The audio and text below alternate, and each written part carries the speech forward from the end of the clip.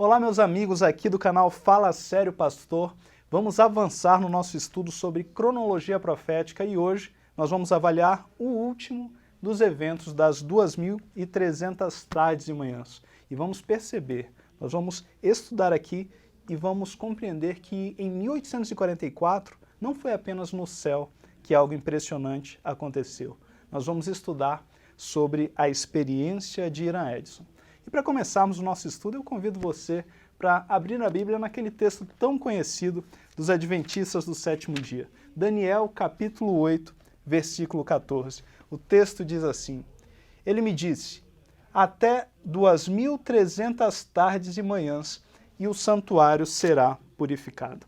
Esse é o texto que é o texto mais importante, provavelmente, para o Adventismo. É daqui que nasce o movimento adventista. É do estudo desta profecia que nasce o movimento adventista. E nós, como adventistas do sétimo dia, defendemos justamente isso, que havia um tempo marcado para a purificação do santuário. E defendemos também que há um santuário no céu. Abra a Bíblia comigo em Hebreus.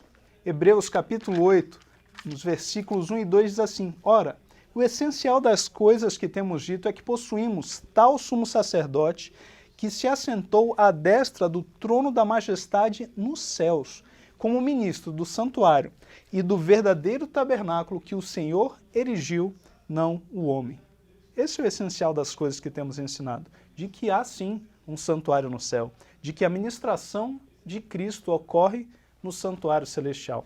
Muitas pessoas questionam isso, muitas pessoas não acreditam nessa doutrina, na doutrina que defendemos e que é resumida pelo que acabamos de ler aqui no livro de Hebreus, que há sim um santuário no céu e que Jesus se assentou nesse santuário, que Jesus continua ministrando nesse santuário. Mas muitas pessoas não acreditam, as pessoas não acreditam que há um santuário no céu, outras pessoas entendem que há um santuário, mas não daquela forma como explicamos, com 2 compartimentos, com um lugar santo e um lugar santíssimo. As pessoas entendem que essa não é uma doutrina bíblica, mas é claro que essa é uma doutrina bíblica. E eu quero, antes de começarmos a conversar sobre o último evento, sobre o fim das 2.300 tardes e manhãs, eu quero apenas rapidamente mostrar para você a doutrina do santuário no Apocalipse, como o livro do Apocalipse é muito importante para mostrar que há sim um santuário no céu.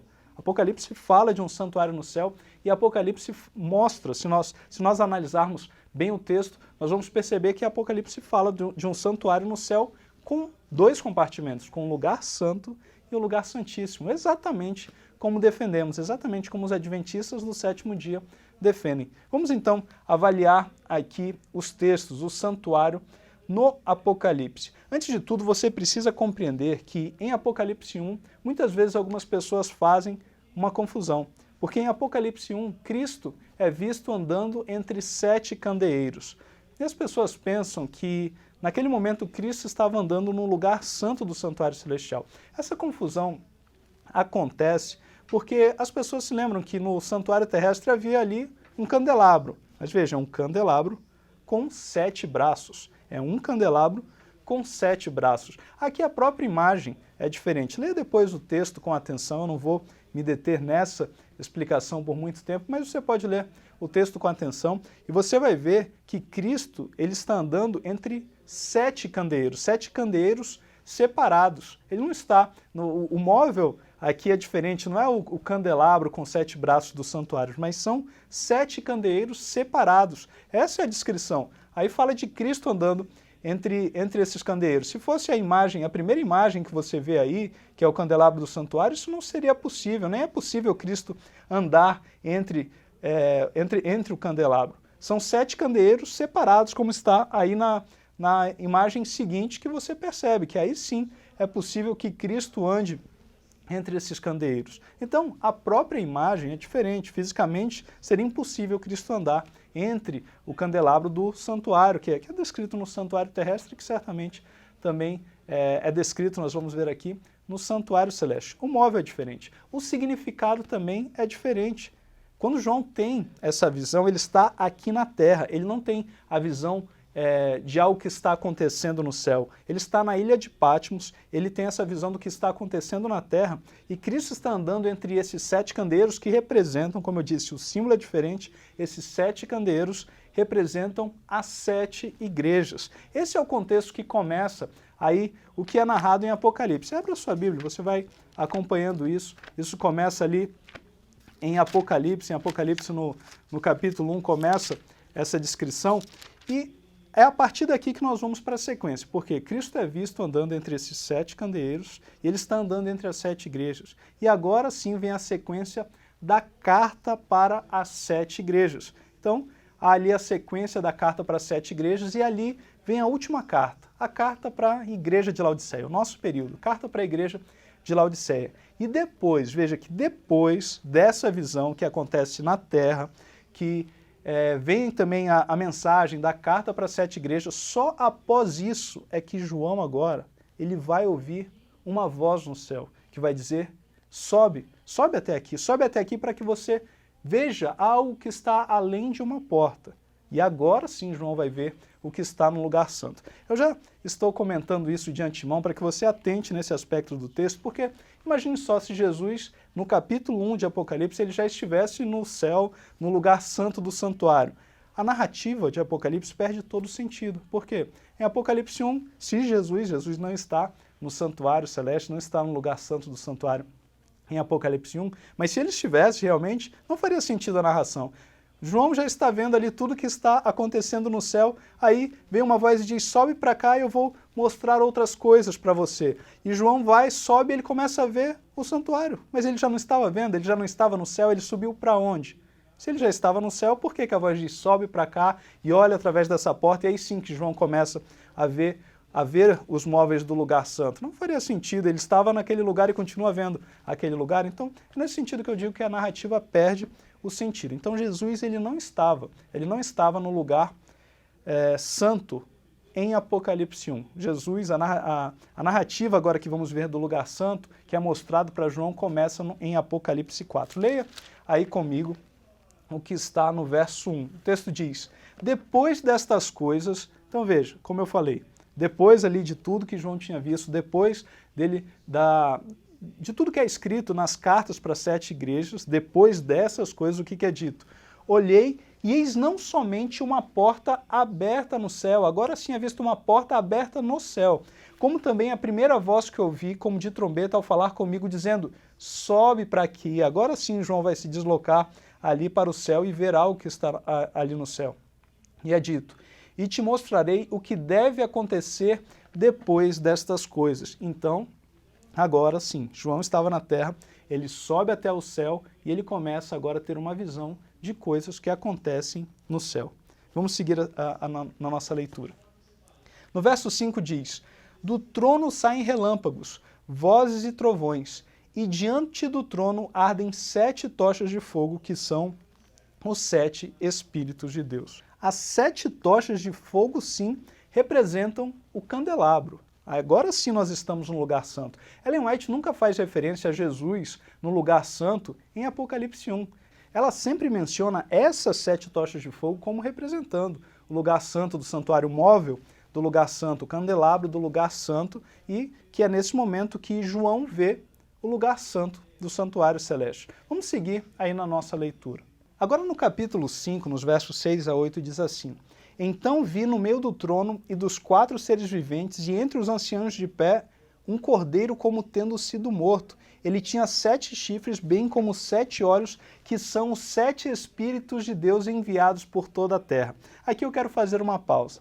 Lembre, se você voltar aí em Apocalipse 4, você vai ver que ali havia as 7 tochas de fogo, que são os 7 Espíritos de Deus. Agora, no texto que acabamos de ler, a gente vê o momento em que Jesus entra no santuário. Em Apocalipse 4, Jesus ainda não está no santuário, mas aqui nós vemos o momento em que Jesus entra no santuário, o que é dito? 7 olhos, que são o quê? Os 7 Espíritos de Deus enviados por toda a terra. Isso nos mostra que Jesus entrou no lugar santo do santuário celeste para iniciar o seu ministério nesse compartimento justamente no dia do Pentecostes. Quando Jesus ele entra no santuário, ele envia o Espírito Santo para a terra. Então, a gente consegue perceber isso nessa narrativa. Vamos seguir aqui a nossa leitura.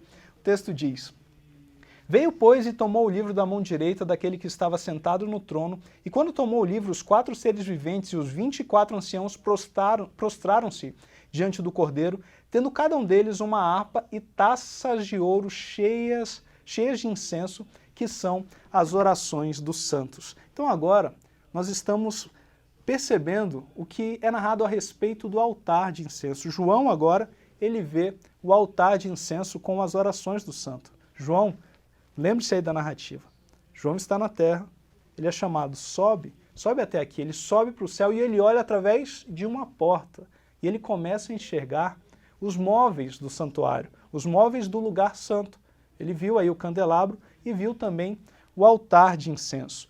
Leia comigo agora no capítulo 8. Também aí, ó, veja o que eu deixei destacado. Referências ao altar, ao incensário de ouro. Fala aí justamente do altar de incenso. Se você for ainda para o capítulo 9, no versículo 13, novamente é mencionado esse altar. Então veja que interessante. João ele sobe, ele olha através de uma porta e ele enxerga justamente o lugar santo. João começa a ver os móveis do lugar santo. Se você seguir aí na narrativa, você percebe então que João ele vê o lugar santo, mas ele não fala nada do lugar santíssimo. Ele não enxerga o que está no lugar santíssimo, não enxerga os móveis do lugar santíssimo. Então, até aqui, até onde lemos, o que a gente percebe? Que existe um santuário no céu? Certamente, João viu, ele subiu até o céu e ele viu esse santuário, ele deixa tudo descrito aqui.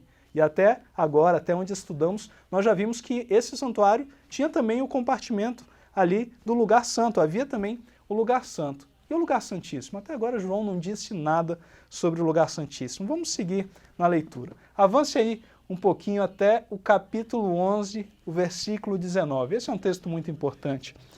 É dito assim: abriu-se então o santuário de Deus que se acha no céu e foi vista a Arca da Aliança. Este texto aqui é muito importante. Por quê? Porque veja a sequência. João ele sobe até o céu. Ele olha através de uma porta aberta no céu, e ele vê o lugar santo. Ele não enxerga nada do lugar santíssimo. Agora, em Apocalipse 11, 19, é dito que outra porta é aberta. Veja aí o texto. Abriu-se então o santuário de Deus. Agora, outra porta precisou ser aberta para que João pudesse ver a Arca da Aliança. Abriu-se então o santuário de Deus que se acha no céu e foi vista a Arca da Aliança. Qual que é a importância disso? Aqui nós percebemos, isso fica fora aí de qualquer dúvida, que no céu há um santuário, e há um santuário com 2 compartimentos. Por quê? Porque João viu esse santuário.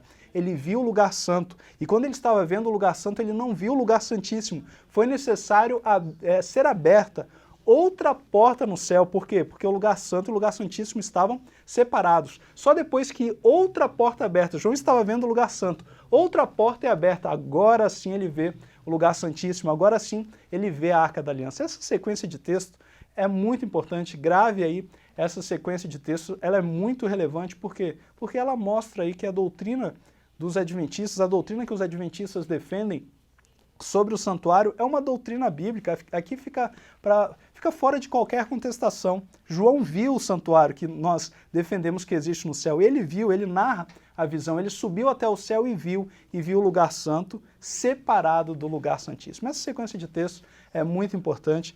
Anote aí essa sequência de textos que vale muito a pena. E agora nós vamos comentar justamente desse último momento, do momento em que a porta para o lugar santíssimo é aberta, no momento em que chega ao fim as 2.300 tardes e manhãs e o santuário deve ser purificado. Vai se iniciar o ministério de Cristo no lugar santíssimo. Vamos então avaliar um pouco mais sobre isso. Vamos seguir no nosso estudo sobre a experiência de Irã Edson. E aqui eu coloco o que o próprio Irã Edson disse sobre a sua experiência. Ele diz assim: nossas expectativas eram muito grandes e assim estivemos esperando a vinda de nosso Senhor até que o relógio soou às 12 batidas da meia-noite. Era o dia 22 de outubro de 1844.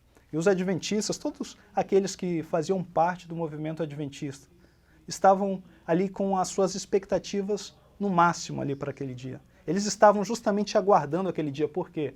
Porque eles acreditavam que Jesus voltaria em 1844, que a terra era o santuário que deveria ser purificado e que Jesus iria retornar no dia 22 de outubro de 1844. E aqui, Ira Edson está comentando justamente desse dia, do dia em que eles aguardavam que Cristo ia retornar para essa terra, o dia 22 de outubro de 1844. E ele diz: soou então a batida da meia-noite. Iria se iniciar o dia 23 de outubro de 1844. E toda aquela expectativa, toda aquela esperança, eles dedicaram a vida, colocaram toda a sua vida para promover essa mensagem, venderam seus bens, colocaram seus recursos para anunciar que Jesus iria voltar naquele dia, no dia 22 de outubro. Mas agora, o dia 22 de outubro estava chegando ao fim. E ele segue dizendo: o dia havia acabado e nosso desapontamento se transformou numa certeza. Nossas esperanças e expectativas mais queridas ficaram em pedaços. E veio sobre nós um desejo de chorar como nunca antes havíamos experimentado. Parecia que não podia se comparar nem sequer com a perda de todos os amigos terrenos. Choramos e choramos até o amanhecer.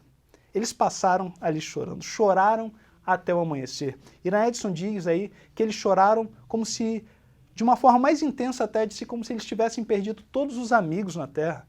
Isso faz sentido, meus irmãos. Parece, não sei se para vocês pode parecer algo exagerado, mas imagine, aquela é a grande esperança. E, na verdade, se Cristo não existe, se isso tudo é uma fábula, se Cristo não vai retornar, qual que é o sentido da vida? Não há sentido. E por isso ele diz agora que o desapontamento era uma certeza. E isso doeu no coração dele, porque parecia que tudo aquilo que eles pregaram era apenas uma fantasia. O dia passou e Jesus não havia retornado. Ele segue dizendo: refleti em meu coração, dizendo: minha experiência do advento foi a mais enriquecedora e brilhante de toda a minha experiência cristã. Se isto se provou ser um fracasso, para que vale o restante da minha experiência cristã? Não há Deus, não há céu, não há uma cidade de ouro, um paraíso. Não é nada mais do que uma invencionice astuciosamente engedrada. Não há veracidade em nossas mais caras esperanças e expectações dessas coisas. Grande foi a decepção nesse dia. É o dia do grande desapontamento. Jesus não retornou no dia 22 de outubro de 1844. Mas você já sabe a explicação, você já conhece o entendimento, você sabe que não era a terra que deveria ser purificada, o santuário a ser purificado não era a terra, mas aquele santuário que acabamos de ver aqui, que João descreve no Apocalipse. O santuário a ser purificado era o santuário celeste. Cristo iniciou, na verdade, naquele dia da expiação, o ministério no lugar santíssimo do santuário celeste. Você já sabe a explicação. Mas será que foi só isso que aconteceu? Será que nada mais aconteceu? Será que nesse grande dia, no início do ministério de Cristo, no santuário celeste, no início de seu ministério no santuário celeste, o fim das 2.300 tardes e manhãs, será que nada mais aconteceu? Se você atentar bem, nos grandes eventos dessa profecia que estamos estudando, quando os eventos se cumprem, há uma manifestação da divindade. A divindade se manifesta nesses grandes eventos. Por exemplo, no batismo de Cristo, se você abrir a sua Bíblia em Marcos, você vai ver que no capítulo 1, versículo 15, há uma referência ao tempo que estava se cumprindo ali. O tempo está cumprido. E veja o que está escrito sobre esse evento. A divindade, as três pessoas da divindade se manifestam, estavam presentes nesse evento. O texto diz: e aconteceu que ao ser todo o povo batizado, também foi Jesus, o batismo de Cristo.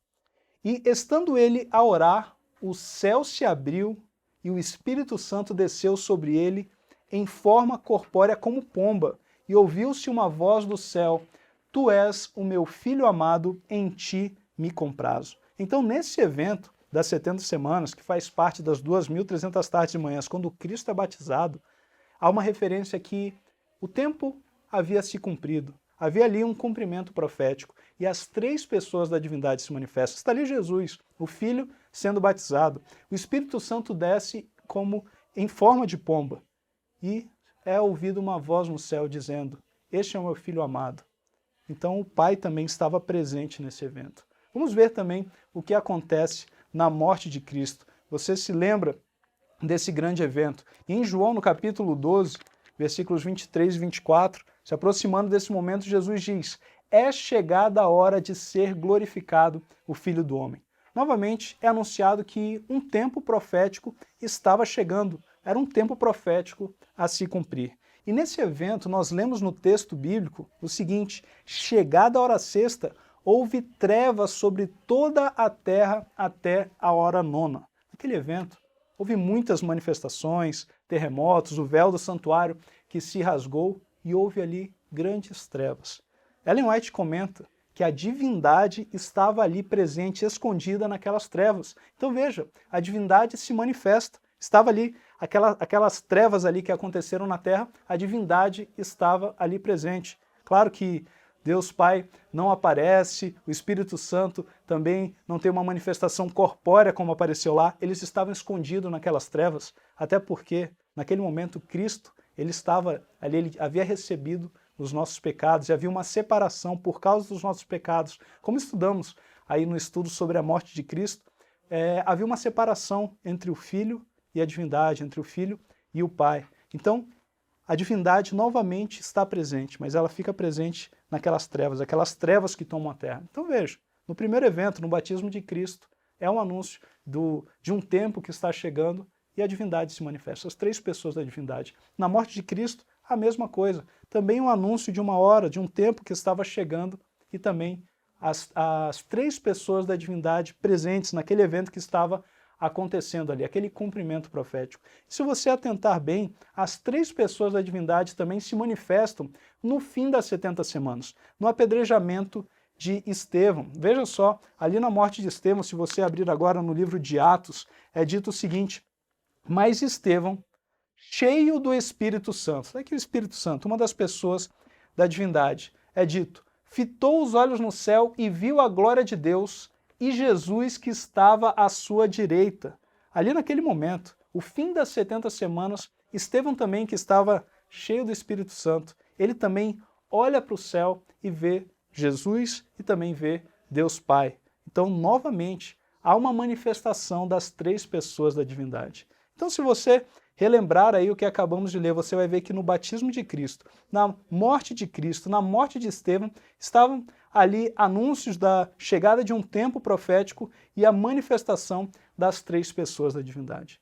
Agora, será que não houve nenhum anúncio para a chegada justamente da purificação do santuário, o fim das 2.300 tardes de manhã? Será que nada aconteceu? Será que a única explicação que nós temos é sobre algo que aconteceu no céu que ninguém pode ver? Será que não houve nada? Nada sobrenatural aconteceu? As três pessoas da divindade não se manifestaram aqui?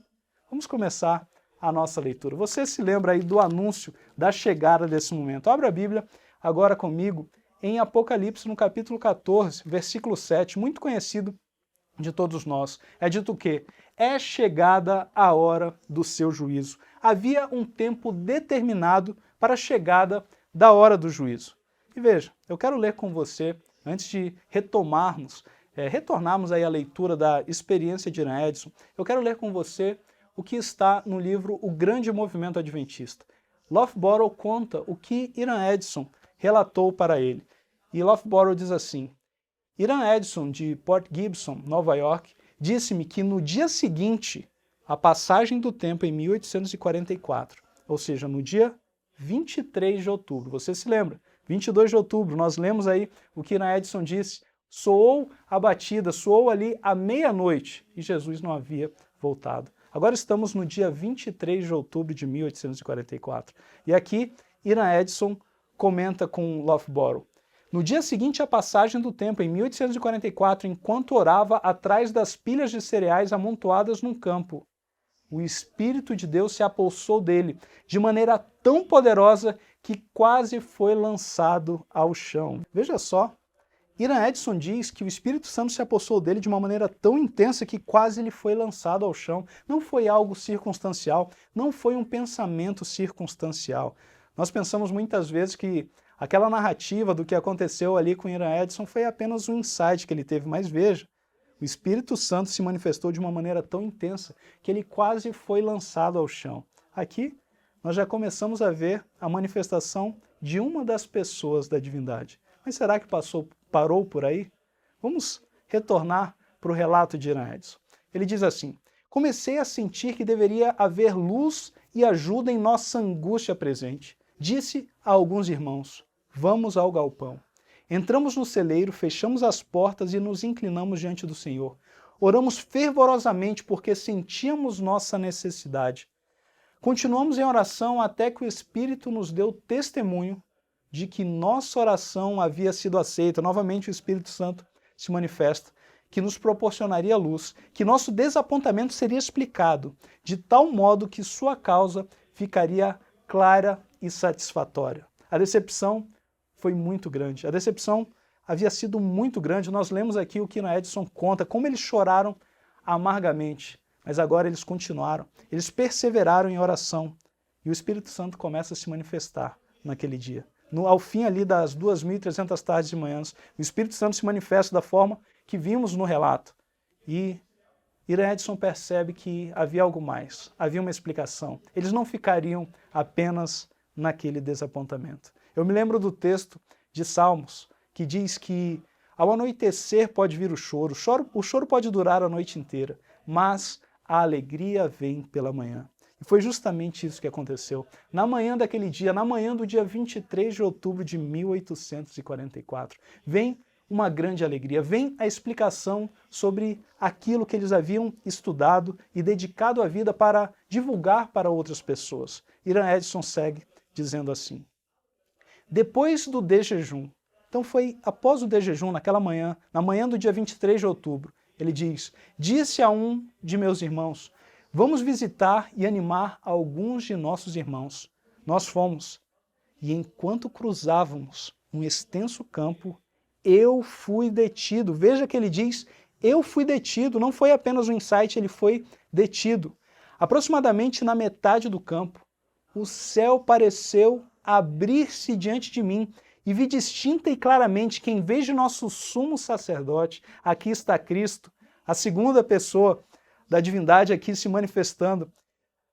Em vez de nosso sumo sacerdote ter saído do Santíssimo, do santuário celestial, para vir à terra, no 10º dia do 7º mês, no término dos 2.300 dias.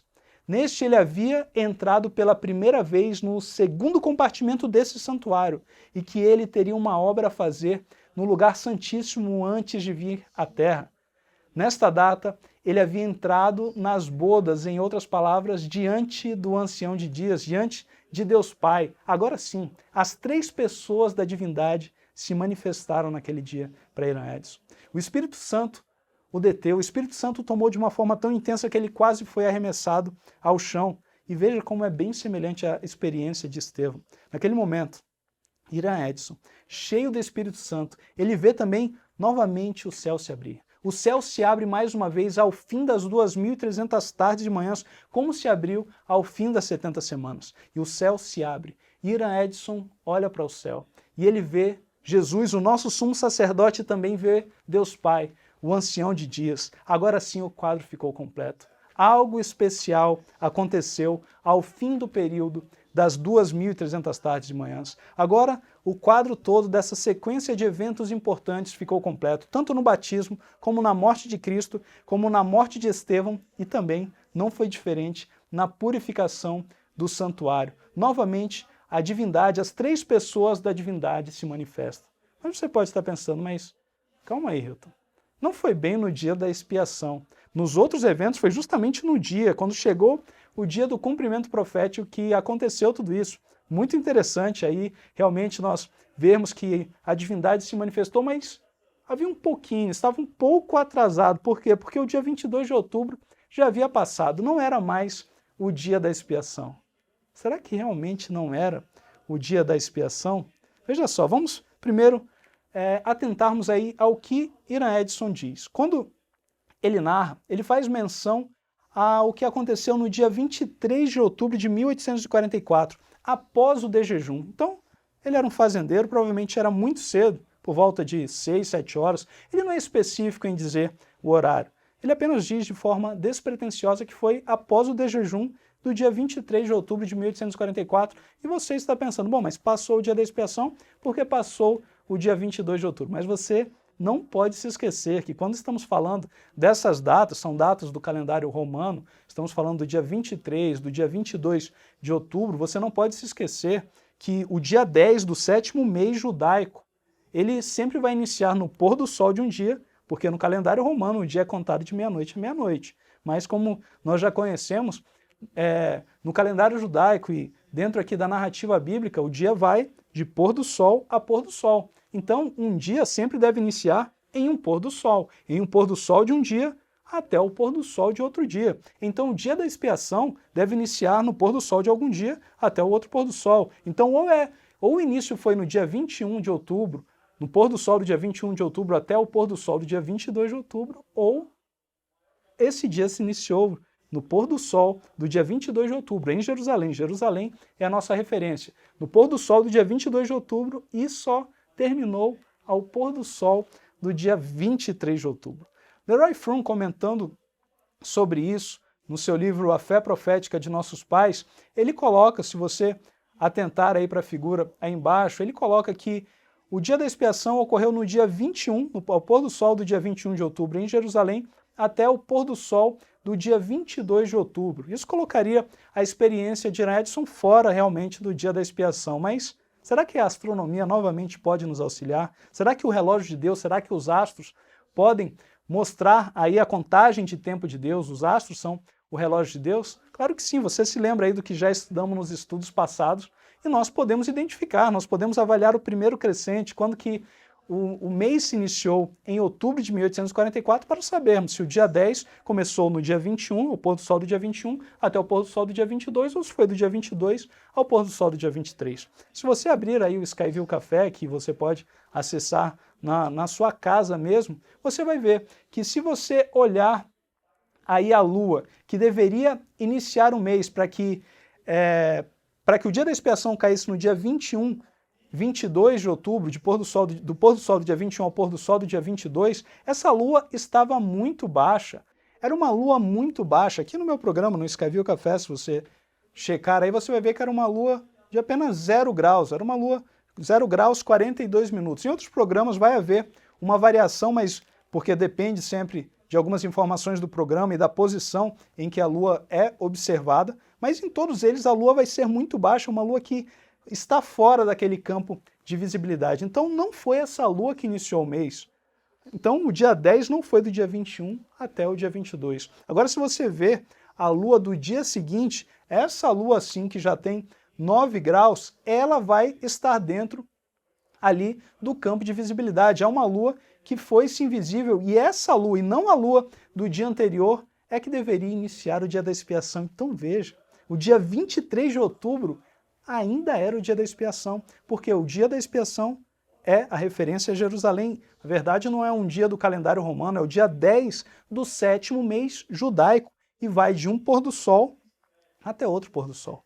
Então, o dia da expiação, o dia 10 do 7º mês, em 1844, ele se iniciou ao pôr do sol do dia 22 de outubro em Jerusalém, e só iria terminar ao pôr do sol do dia 23 de outubro em Jerusalém. Vamos retornar e vamos nos lembrar aí da narração de Irã Edson. Ele falou o quê? Depois do jejum, como eu disse, nós podemos apenas pegar uma hora aproximada, porque ele não é específico, então pensamos aí em 7 horas. Você está pensando, bom, interessante, ainda era o dia da expiação, 7 horas, mas nada significativo. O que é as 7 horas do dia da expiação, 7 horas da manhã do dia da expiação? Mas você não pode se esquecer que Irã Edson, ele estava em Port Gibson, ele estava nos Estados Unidos, e a nossa referência é Jerusalém. E agora você pode checar aí o fuso horário para descobrir qual que era a hora em Jerusalém, a hora aproximada, como eu disse, algo aproximado, depois do jejum, aproximadamente 7 horas. Se você quiser ver de forma fácil, digite aí no Google, olha só, eu digitei aqui fuso horário de Port Gibson em relação a Jerusalém, e aqui o Google já informa de forma muito fácil para você que o que? Jerusalém, Israel está 8 horas à frente de Port Gibson. 8 horas à frente de Port Gibson. Então pense, aproximadamente 7 horas da manhã, após o de jejum? Aproximadamente 7 horas da manhã. Some 8 horas. 7 mais 8 você vai chegar em 15 horas. 3 horas da tarde. Então veja, não era qualquer horário, era 3 horas da tarde, a hora que o anjo aparece para Daniel, para revelar o entendimento dessa visão a Daniel no capítulo 9, a grande hora, o grande momento ali do sacrifício da tarde, estava compreendida ali entre as duas tardes. Também um momento que é referido sobre a morte de Cristo, não era qualquer hora. Ira Edson, aquela manifestação da divindade não ocorreu apenas no dia da expiação, mas no grande momento do dia da expiação, justamente às 3 horas, próximo das 3 horas da tarde do dia da expiação. Veja que foi no momento exato que Ira Edson, ele olha para o céu e ele vê a manifestação da divindade. Algo realmente impressionante e sobrenatural aconteceu. E quando nós checamos aí por toda a análise que a gente fez, a gente vê que Ira Edson, ele teve aquela visão, ele foi detido pelo Espírito Santo justamente no dia da expiação e no ponto alto, no grande momento do dia da expiação, às 3 horas da tarde. Isso me faz pensar, irmãos. Ele comenta que ele viu o céu aberto. Ira Edson, ele não estava apenas tendo um insight, uma revelação. Era o dia da expiação, às 3 horas da tarde do dia da expiação, Ira Edson, ele vê o céu aberto. E justamente ele vê Cristo passando do lugar santo para o lugar santíssimo. O que Ira Edson estava vendo ali não era apenas uma revelação, mas o próprio momento. É bem provável que Ira Edson estivesse ali vendo, que ele viu o próprio momento que Jesus sai do lugar santo do santuário celestial e entra no lugar santíssimo. Provavelmente ele presenciou o próprio evento, ele viu o próprio momento, ele olha para o céu e ele vê o momento que aquela profecia estava se cumprindo. No dia da expiação, às 3 horas do dia da expiação, ele vê Jesus saindo do lugar santo para o lugar santíssimo. Não era qualquer horário. Havia um horário muito definido, uma hora marcada para que aquele entendimento chegasse aos adventistas. O que eu quero que você entenda aqui é que o movimento adventista é um movimento profético com data marcada para iniciar. Você faz parte de um movimento que foi conduzido por Deus e que tinha uma hora determinada para chegar. Chegou a hora do juízo e justamente naquele momento é chegado também o entendimento. Ira Edson presencia o próprio momento e naquele momento vem aquela compreensão para os adventistas do sétimo dia. Você faz parte de um movimento profético com hora marcada para iniciar. Com isso, meu irmão, eu quero que você perceba que essa grande explicação veio para o povo de Deus no seu tempo determinado. Vem ele seu desapontamento explicado, e a alegria e a certeza de novo os animam. A alegria veio novamente, a alegria vem pela manhã. O choro durou a noite inteira, mas a alegria veio pela manhã no momento exato. O terceiro anjo iluminou o passado, o presente e o futuro.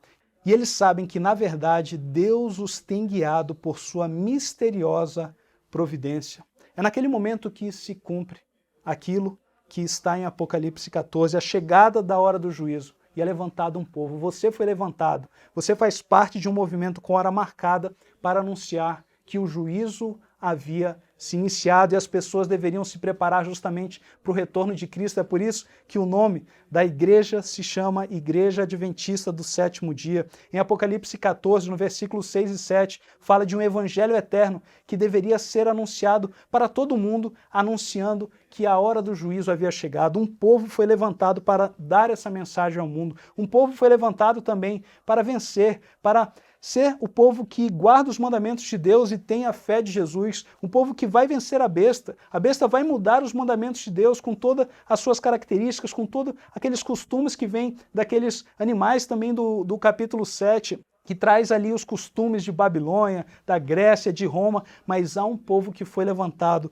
com uma data específica para guardar os mandamentos de Deus, para não se dobrar a mandamentos de homens, mas para preservar a lei de Deus. Você faz parte desse movimento que foi levantado com uma data marcada para anunciar o juízo e para defender os mandamentos de Deus. Também você foi levantado para estar entre os 144 mil, aqueles que vencem a besta, aqueles que não se curvam à imagem da besta, mas permanecem de pé, não adorando aquela imagem, adorando apenas ao Deus verdadeiro. Você faz parte do povo que vai presenciar o grande momento em que aquela pedra vai atingir os pés da estátua do capítulo 2 de Daniel, vai destruir toda aquela estátua, aqueles reinos vão ficar para trás e vai ser estabelecido um reino eterno.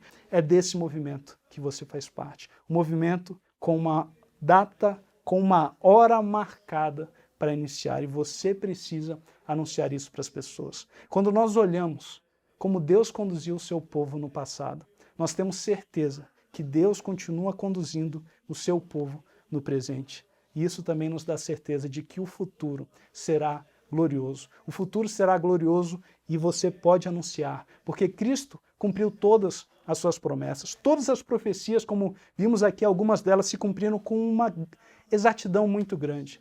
E certamente que a última profecia, a nossa grande esperança vai se cumprir da mesma forma. E em breve, Jesus vai voltar para nos buscar.